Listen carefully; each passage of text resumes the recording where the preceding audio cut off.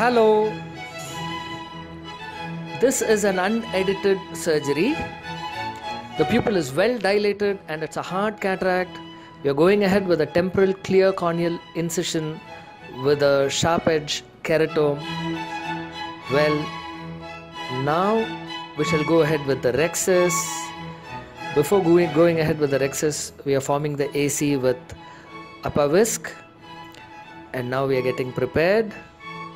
Here, one good comforting matter, in spite of this being a hard cataract, is that the pupil is extremely well dilated, and that is because we use Tromite Plus, which is from Entot Pharmaceuticals, for dilation. Now the rhexis starts.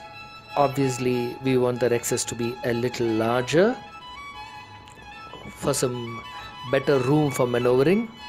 The capsule is very well behaved, not friable. It follows a beaten path. Slowly and steadily, we are proceeding in a curvilinear fashion. Yes, now this is the best part.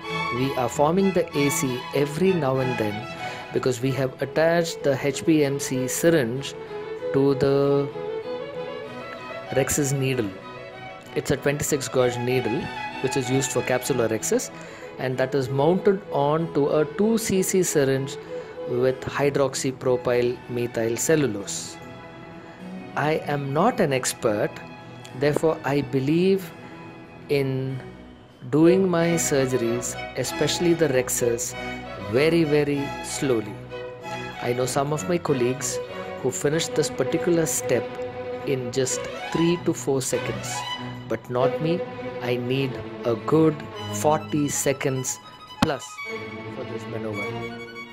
Now that the rhexis has been done satisfactorily, quite large but satisfactorily, we are drawing out the capsule, and then we start the hydrodissection procedure.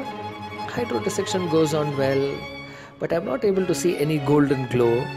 In spite of using the Apasami Brilliant Advent, which is very famous for its red glow, there is no red glow because we are not dealing with cataract, but we are dealing with granite.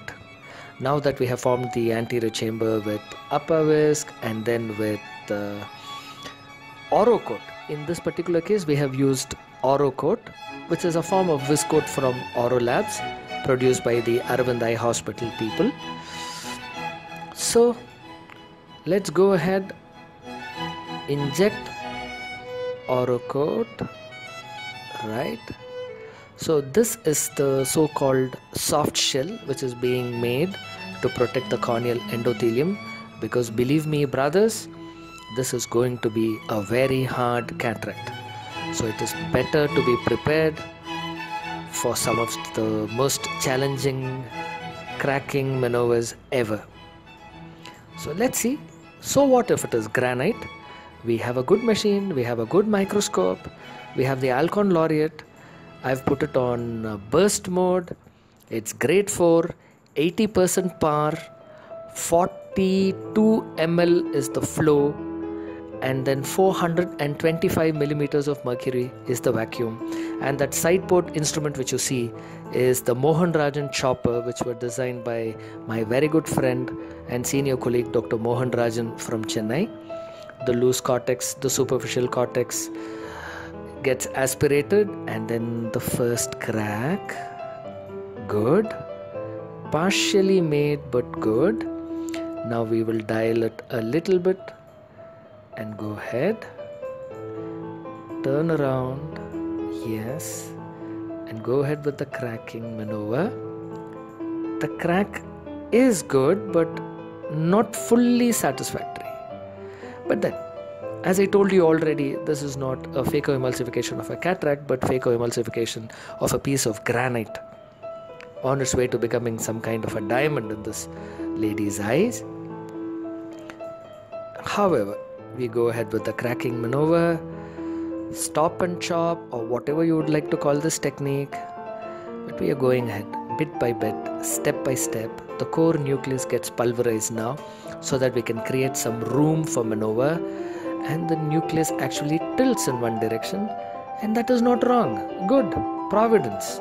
let it tilt, the job is easier.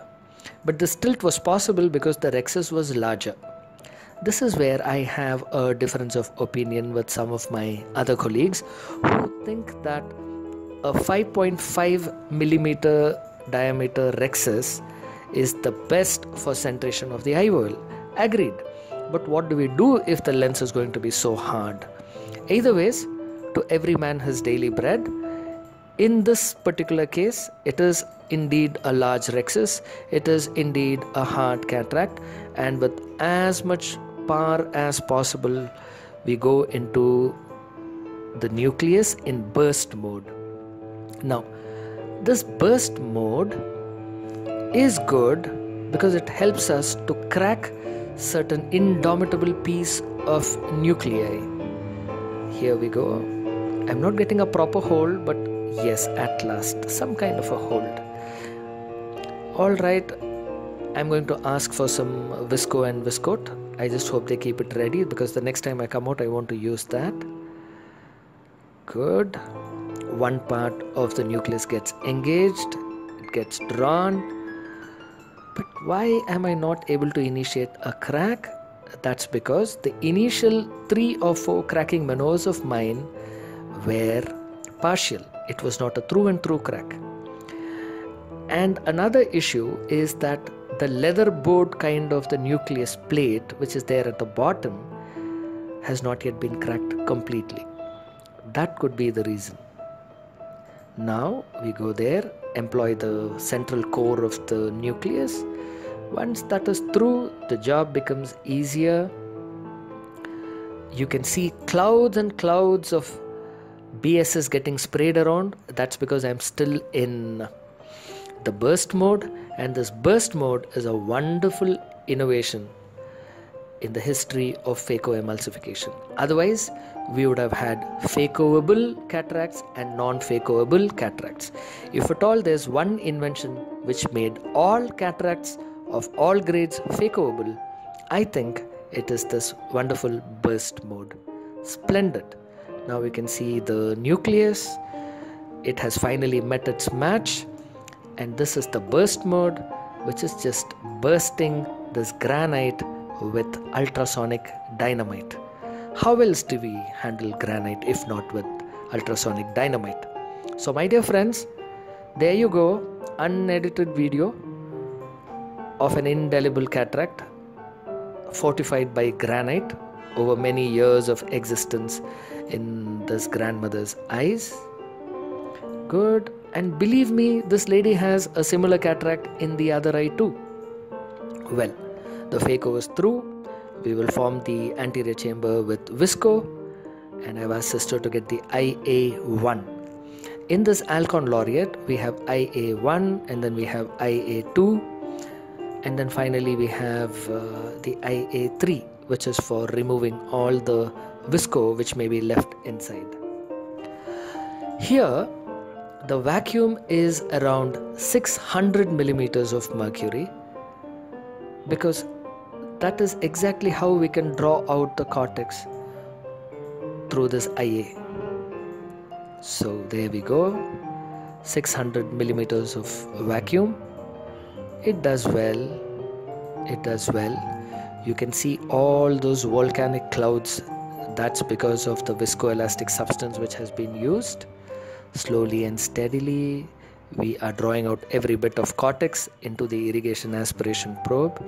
We're getting the job done, changing hands, entering it from another angle, and going about it. Always irrigation first and then aspiration probe inside.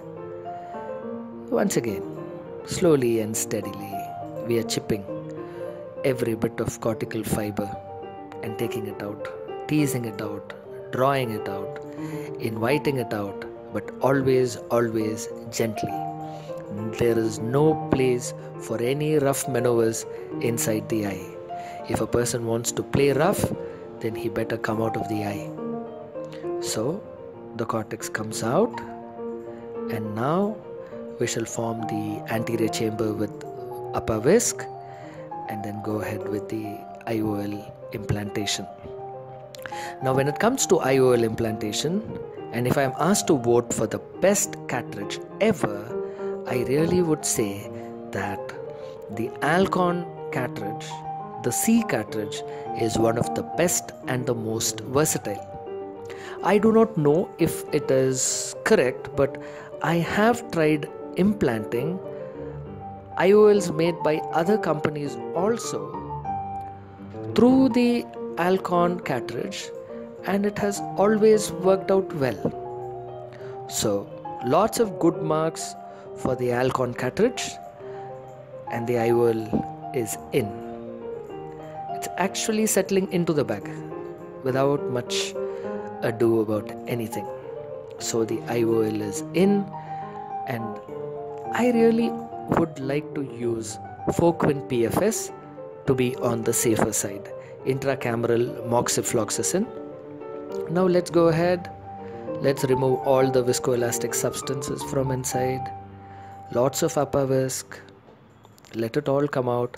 One good thing about upper visc, as I have already remarked, is that it's a good sport. It comes out even without an invitation. It just comes out. You don't need to be very, very vigorous about it. It just comes out very easily. Just tap the nucleus a little bit, go to every corner and get the visco out. Now that it is out, we shall take some moxifloxacin, pre-filled moxifloxacin, and inject it. That's it. We come out. We go ahead with the hydration of the side ports. There are 2 side ports. I know some people who think that there should be only 1 side port. They think the lesser number of holes in the cornea we make, the better off we are. Well, to every man his favorite number.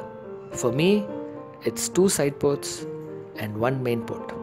And if the situation demands, there's nothing wrong in making multiple punctures in the cornea to accommodate the iris hooks also. In this case, of course, it is not necessary, because in spite of all the pulse mode, burst mode, etc., the pupil has remained very cooperative. Thank you very much for watching the surgery, my dear friends. Thank you very much.